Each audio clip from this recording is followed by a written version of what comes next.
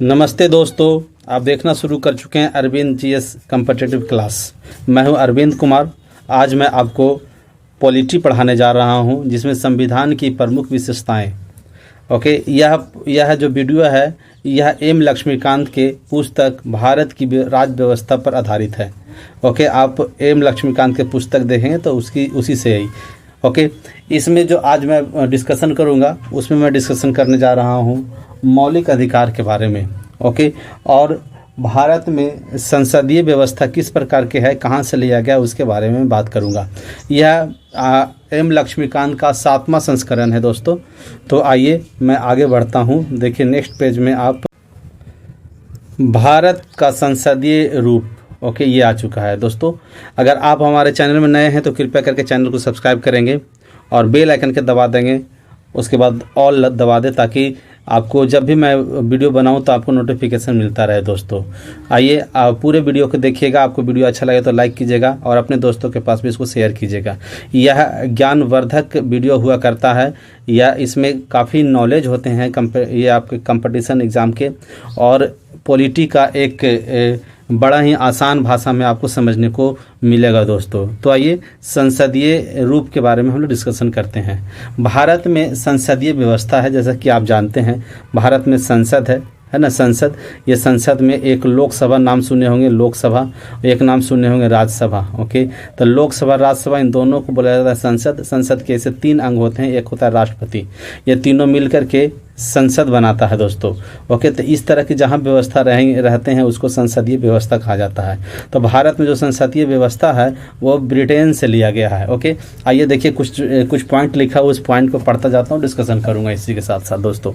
Okay, आप भी इसको, ये संविधान नहीं लिखा हुआ है, ये क्या संसदीय तंत्र है। भारत में संसदीय तंत्र है, संसदीय व्यवस्था है जो ब्रिटेन के संविधान से लिया गया है। कहाँ से लिया गया? ब्रिटेन के संविधान से ये लिया गया है। संसद के 3 अंग होते हैं, लोकसभा, राज्यसभा और राष्ट्रपति। लोकसभा, राज्यसभा, राष्ट्रपति, याद रखेंगे ये संसद है। संसद के 3 अंग होते हैं, एक होता है लोकसभा, एक होता है राष्ट्रपति, ओके, प्रेसिडेंट, और एक होता है राज्यसभा। ओके, तो ये 3 अंग होते हैं संसद के। ओके, है ना। हमारे यहाँ भी ये तीन अंग है ना। एक लोकसभा जिसमें 543 सीट है, इसमें 243 सीट है। ओके, ठीक है, ये 245 सीट है, इसमें ये 243 सीट है। ठीक है, ये राष्ट्रपति होते हैं। इसमें आगे बढ़ते हैं, इससे क्या क्या फ़ायदा, कैसे होता है, सारा मैं इस पर डिस्कशन करूंगा दोस्तों। ओके, क्या है संसदीय व्यवस्था? केंद्र और राज्य दोनों में है। इस तरह की व्यवस्था जो है केंद्र में भी है और राज्य में भी है। ओके, बिहार सरकार में भी जाएंगे तो वहाँ विधानसभा है। बिहार में अब चलेंगे तो वहाँ विधानसभा मिलेगा, और जो राज्यसभा है वहाँ पे विधान परिषद मिलेंगे, और राष्ट्रपति के स्थान पे राज्यपाल मिलेंगे दोस्तों। ओके, संसदीय प्रणाली को वेस्टमिंस्टर, उत्तरदायी सरकार, मंत्रिमंडलीय सरकार इत्यादि नामों से जाना जाता है। जो संसदीय व्यवस्था जहाँ होते हैं उसको क्या कहा जाता है? उसको कहा जाता है वेस्टमिंस्टर।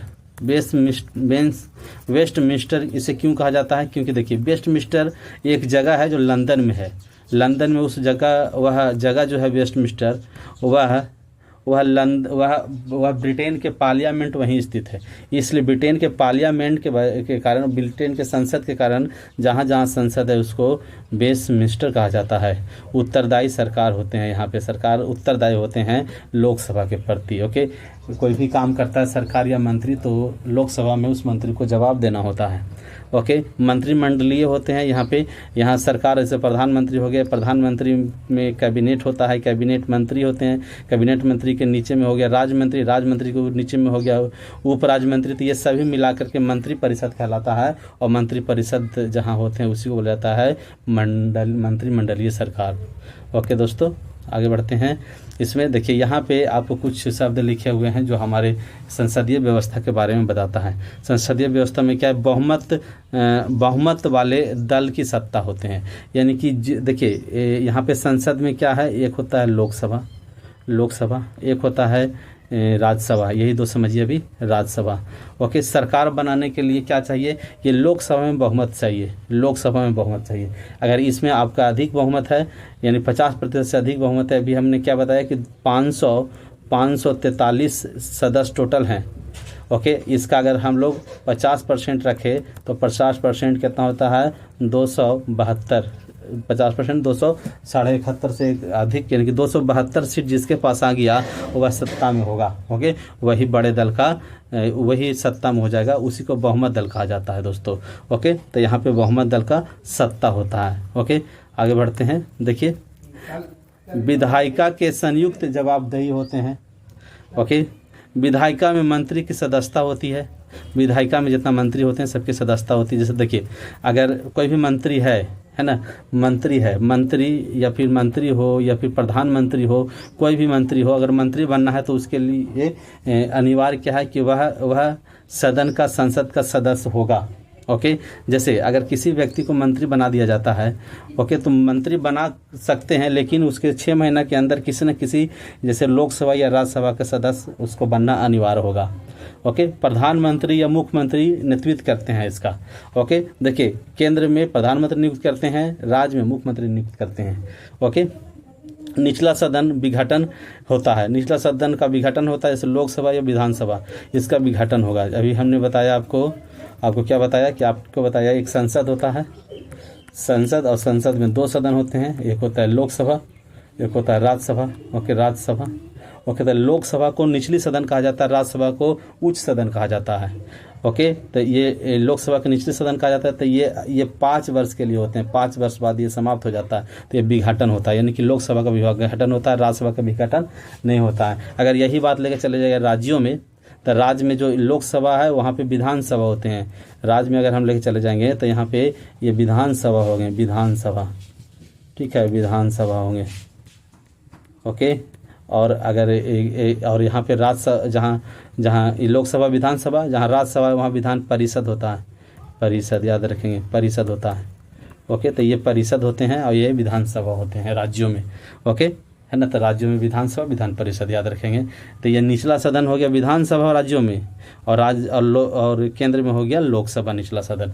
ये विघटित होता है, जबकि ये विघटित नहीं होता है, परमानेंट होता है। ओके, ये कभी समाप्त एक बार नहीं होते हैं। इसका 2/3 सदस्य जो हैं हर एक 2 वर्ष पर इस्तीफा देते हैं दोस्तों। ओके, आगे बढ़ते हैं। नेक्स्ट आपके सामने देखिए और भी क्या क्या लिखा हुआ है यहाँ पे। देखिए, यहाँ पे आपके सामने आ चुका है ब्रिटेन के संसद और भारत के संसद। ये देखिए, दोनों का कंपेयर की बात किया जा रहा है। यहाँ पे देखिए, कंपेयर हम इसलिए कर रहे हैं क्योंकि हमारे जो संसदीय व्यवस्था है वो लिया गया ब्रिटेन से, और ब्रिटेन का संसद में क्या है, भारत के संसद में क्या है अंतर, इसके बारे में थोड़ा डिस्कशन हम लोग करते हैं। ओके, देखिए, संप्रभुता, यहाँ पे ब्रिटेन के संसद में देखिएगा तो संप्रभुता है। ब्रिटेन का संसद क्या, संप्रभुता। संप्रभुता होने का मतलब क्या, ब्रिटेन के संसद के द्वारा जो कानून बनाया गया है वह कानून सर्वोच्च होता है, सम्मान होता है, उसके ऊपर कुछ नहीं होते। जबकि भारत में ऐसा नहीं, भारत की संप्रभुता, भारत की संसद संप्रभुता नहीं है। ओके, भारत के संसद के द्वारा कानून बनाया जाता है, उसको सुप्रीम कोर्ट में चैलेंज किया जा सकता है। जैसे अभी बहुत सारे कानून को देखेंगे, यहाँ पे बना हुआ है 370 का जो कानून, 370 हटाने का जो कानून बना था उसके लिए भी चैलेंज किया गया था। CAA का कानून आया था, उसके लिए भी चैलेंज किया गया था। ओके, अभी वक्फ बोर्ड का कानून बना हुआ उसके लिए भी चैलेंज किया गया है। तो इस तरह की व्यवस्था भी हमारे देश में क्या है, संसद सर्वोच्च नहीं है, इसके ऊपर भी सुप्रीम कोर्ट है और संविधान है। संविधान सबसे सर्वोच्च माना जाता है यहाँ पे। ओके, और देखिए, ब्रिटिश संसद में क्या है, राजतंत्र की व्यवस्था, जबकि हमारे यहाँ गणतंत्र की व्यवस्था है। राजतंत्र क्या होते हैं, राजतंत्र होता है कि जो प्रथम व्यक्ति होते हैं, जो सबसे उच्च पद वाले जो व्यक्ति होते हैं देश में, वह वंशागुणित होता है, वो राजतंत्र हो जाता है। जबकि भारत में क्या, गणतंत्र है, यानी कि प्रथम व्यक्ति जो होते हैं, सबसे उच्च पद वाले जो व्यक्ति होते हैं, उसका भी चुनाव होता है, जिसको हम लोग राष्ट्रपति कहते हैं। ओके, राष्ट्रपति की व्यवस्था जहाँ है, राष्ट्रपति जहाँ चुनावित होते हैं वह गणतंत्र कहलाता है। ओके, जबकि यहाँ ब्रिटेन में क्या है, राजतंत्र व्यवस्था। जबकि डेमोक्रेसी दोनों में है, भारत में भी डेमोक्रेसी है, लोकतंत्र है, यहाँ भी लोकतंत्र। लोकतंत्र क्या होते हैं, लोकतंत्र वह होता है जहाँ शासन करने वाला जो सरकार है, शासन करने वाला जो व्यवस्था है उसका चुनाव होता है। जैसे प्रधानमंत्री का जहाँ चुनाव होते हैं व्यक्ति मताधिकार के द्वारा, वह लोकतंत्र में आते हैं। तो ब्रिटेन में भी कुछ इसी तरह का होता है, भारत में भी कुछ इसी तरह का होता है। इसलिए दोनों डेमोक्रेसी है, लेकिन दोनों गणतंत्र नहीं है। भारत गणतंत्र है और ब्रिटेन राजतंत्र है। ओके, कोई दिक्कत यहाँ तक समझ गए होंगे। अब देखिए, यहाँ पे आपको 3 चीज़ दिख रहा होगा, ब्रिटेन लिखा हुआ दिख रहा है, USA है और भारतीय है। ओके, तो इसके बारे में समझिए। देखिए, ब्रिटेन में क्या है, संसदीय संप्रभुता है, जबकि USA में क्या है, न्यायिक सर्वोच्चता है। यानी कि न्यायालय यहाँ सर्वोच्च होते हैं, जबकि ब्रिटेन में न्यायालय नहीं, संसद सर्वोच्च होते हैं। संसद अगर कानून बना दिया तो उसमें आपको सर्वोच्च न्यायालय भी कुछ नहीं करेगा। ओके, जबकि भारत की बात करें तो भारत में दोनों की व्यवस्था है, यानी कि भारत में संसदीय संप्रभुता भी है और न्यायिक सर्वोच्चता भी है, क्योंकि संसद के द्वारा जो कानून बनाए जाते हैं उसको सर्वोच्च न्यायालय में चैलेंज किया जा सकता है। ओके, तो यहाँ पे देखिए सर्वोच्च न्यायालय उच्च हो गया। अब कुछ संविधान में कुछ भी चीज़ है उसको संसद के द्वारा भी, संसद में सरकार बैठ करके उसको भी समाप्त कर सकता है, यानी कोई भी चीज़ जो बदलाव करना हो संविधान में वह कौन करता है, तो वह करता है संसद। तो यहाँ पे संसद भी उच्च हो गया और न्यायालय भी उच्च हो गए। ठीक है, तो ये दोनों बातें हमारे संविधान में है। इसलिए भारत का संविधान क्या है, विधि द्वारा स्थापित प्रक्रिया है, विधि द्वारा स्थापित प्रक्रिया है। ओके, कोई दिक्कत? ओके, तो ये हमें लगता है कि आप भारत के संसदीय रूप समझ में आ गया होगा। उसके बाद हम लोग संसद में क्या है, बहुमत का सरकार होता है, ये सब समझ में आ गया होगा।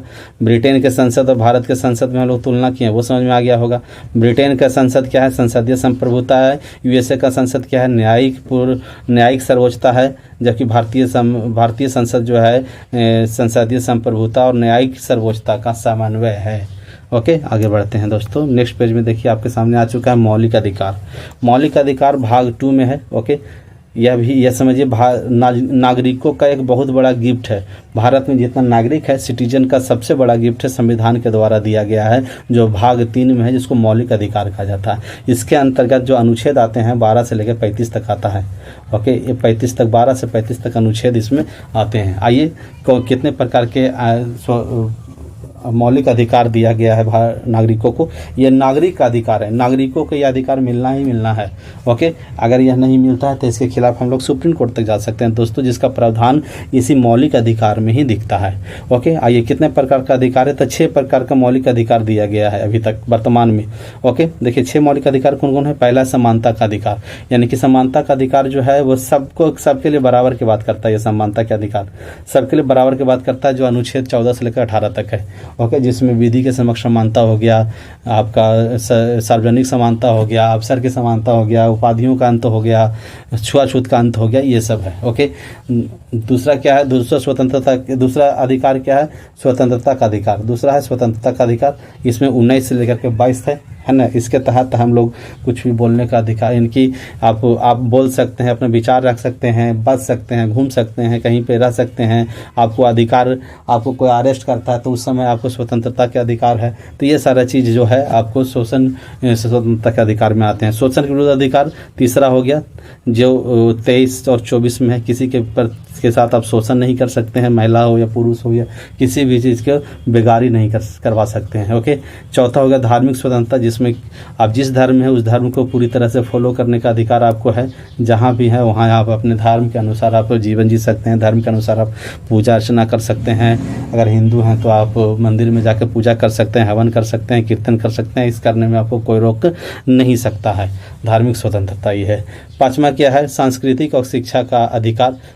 अपने संस्कृति को बढ़ाने के लिए शिक्षा का अधिकार दिया जाता है, जिसमें जैसे ये अल्पसंख्यक के लिए ज़्यादा, इसको अल्पसंख्यक के हितों का संरक्षण भी कहा जाता है, जिसमें मदरसा वगैरह मुस्लिम बनाते हैं, और भी शैक्षणिक संस्थानों के अधिकार उनको दिया जाता है।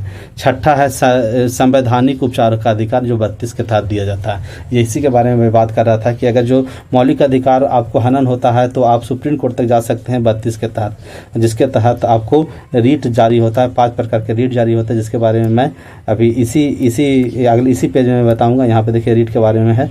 ओके, आगे देखिए एक लाइन और लिखा हुआ है, उसको पढ़ लीजिए एक बार। क्या कहता है यहाँ पे, नोट में एक लाइन लिखा हूँ मैं, क्या है, मूल संविधान में 7 मौलिक अधिकार थे। अभी मैंने 6 मौलिक अधिकार बताया। क्या क्या बताया, समानता का अधिकार, स्वतंत्रता का अधिकार, शोषण के विरुद्ध अधिकार, धार्मिक स्वतंत्रता का अधिकार, सांस्कृतिक एवं शिक्षा का अधिकार, जिसको अल्पसंख्यक के हितों का संरक्षण भी कहते हैं, और छठा संवैधानिक उपचारों का अधिकार। 6 हो गया। 7वां मौलिक अधिकार भी था। 7 मौलिक अधिकार थे, लेकिन अभी 6 ही है। इसका मतलब एक जो है हटा दिया गया है। ओके, मौलिक अधिकार से देखिए, मूल संविधान में 7 मौलिक अधिकार की व्यवस्था थी, तथापि संपत्ति का अधिकार, वह अधिकार कौन सा था, संपत्ति का अधिकार। संपत्ति के अधिकार को ये अनुच्छेद 31 में था। अनुच्छेद 31 में था संपत्ति का अधिकार को हटा दिया गया किसके द्वारा? तो 44वां संविधान संशोधन के द्वारा 1978 ईस्वी में इसको हटा करके कहाँ रख दिया गया है? तो 300A में डाल दिया गया है, जिसको कानूनी अधिकार बनाया गया है दोस्तों। ओके, तो याद रखेंगे 31 जो था, तो 31 अनुच्छेद क्या है? संपत्ति का अधिकार था, इसको हटा दिया गया है। ओके, तो ये अभी तक हमारे पास 6 मौलिक अधिकार बचे हुए हैं, जो जनता को, भारत के हर एक सिटीजन को यह अधिकार मिलता है। अगर यह अधिकार में से कोई भी अधिकार ना मिले तो यह सुप्रीम कोर्ट तक जा सकता है और अनुच्छेद 226 के तहत हाई कोर्ट तक जा सकता है और हाई कोर्ट तक जा करके वह रीट जारी करवा सकता है। ओके, तो रीट जारी करवाता है, जो रीट देखिए 5 प्रकार के रीट जारी करते हैं, अनुच्छेद 32 के द्वारा और 226 के द्वारा। अनुच्छेद 32 के द्वारा 5 प्रकार के जो रीट जारी किए जाते हैं वो ये है। देखिए कौन कौन है? देखिए पहला है क्या है? बंदी प्रतिरक्षीकरण, जिसको इंग्लिश में कहते हैं हेबियस कॉर्पस। दूसरा है परमादेश, जिसको मेंडेमेंस कहते हैं। तीसरा है प्रतिषेध, जिसको प्रोविहेशन कहते हैं। चौथा है उत्प्रेषण, जिसको सर्सियरी कहते हैं। और 5वां है अधिकार परीक्षा, जिसको वारंटो कहते हैं। ओके, तो देखिए ये है आपका, ठीक है। तो इसके बारे में एक लाइन आप जान लीजिए क्या क्या होते हैं ये। देखिए बंदी प्रतिरक्षीकरण क्या है? किसी व्यक्ति को गैर कानूनी हिरासत से मुक्त कराने के लिए न्यायालय द्वारा जारी किया गया आदेश है। या कोई व्यक्ति को अगर पुलिस प्रशासन अरेस्ट करता है, अगर वह गैर कानूनी तरीके से हिरासत में लेता है, तो इसको आज़ाद कराने के लिए ये कार्पस बंदी प्रतिरक्षीकरण लाया जाता है। परमादेश क्या है? किसी सार्वजनिक प्राधिकरण को उनके कानूनी कर्तव्यों का पालन करने का आदेश करता है ये। ओके, प्रतिषेध क्या है? किसी निचली अदालत या न्यायाधिकरण को अपनी अधिकारिता के बाहर जाने से रोकता है। यानी कि अगर सुप्रीम कोर्ट या अगर देखिए हाई कोर्ट या सिविल कोर्ट या कोई भी नेशनल न्यायालय ऐसा फैसला दे दे जो फैसला वो दे ही नहीं सकता, उसके लिए सुप्रीम कोर्ट जाना होगा। तो इस तरह के फैसला के लिए यह जो है यह ऐसा दे देता है, तो इसके लिए इसके उच्च न्यायालय या उच्चतम न्यायालय इस पर अपील जारी करेगा और कहेगा वो वाला केस को यहाँ भेजा जाए। ओके, उत्प्रेषण ये क्या है? यह किसी निचली अदालत या न्यायाधिकरण के निर्णय की समीक्षा करने या उसे रद्द करने। यानी कि कोई अधीनस्थ न्यायालय अगर न्याय दे दिया है तो उसके न्याय को रद्द करने या और उसके आदेश को यहाँ मंगाने का ये काम होते हैं। यानी कि न्यायालय से संबंधित आपको 3 और 4 है, ठीक है। 5वां जो है अधिकार परीक्षा। कोई भी सरकारी अधिकारी किस अधिकार पर वो किसी पोस्ट पर बैठा हुआ है, इसके बारे में यह जानकारी देता है। ओके, अगर कोई अधिकारी है वह यहाँ बैठने का क्या अधिकार है वह दिखाना पड़ता है, इसके द्वारा इसको बोला जाता है आपको अधिकार परीक्षा दोस्तों। ओके, कोई दिक्कत यहाँ तक? ये हो गया आपके, ठीक है। तो दोस्तों इसको यहीं तक रखते हैं। अगर आप हमारे चैनल में पहली बार होंगे तो कृपया करके सब्सक्राइब करके बेल आइकन दबाएंगे, बेल आइकन दबा करके ऑल दबा देंगे। ऑल दबाने के बाद जो दबा दें ताकि मैं जब भी वीडियो डालूँ तो आपको नोटिफिकेशन मिलता रहे दोस्तों। अगर आप यहाँ तक देखे होंगे तो आपको वीडियो अवश्य अच्छा लगा होगा तो लाइक करेंगे। लाइक करने के बाद इसको आप कमेंट भी करेंगे, अच्छे बात को लिखेंगे, आप क्या जानते हैं संविधान के बारे में और मौलिक अधिकार के बारे में, तो ये हमें ज़रूर लिख के बताएंगे, अपने विचार ज़रूर देंगे, अपने दोस्तों के पास भी इसको शेयर करेंगे।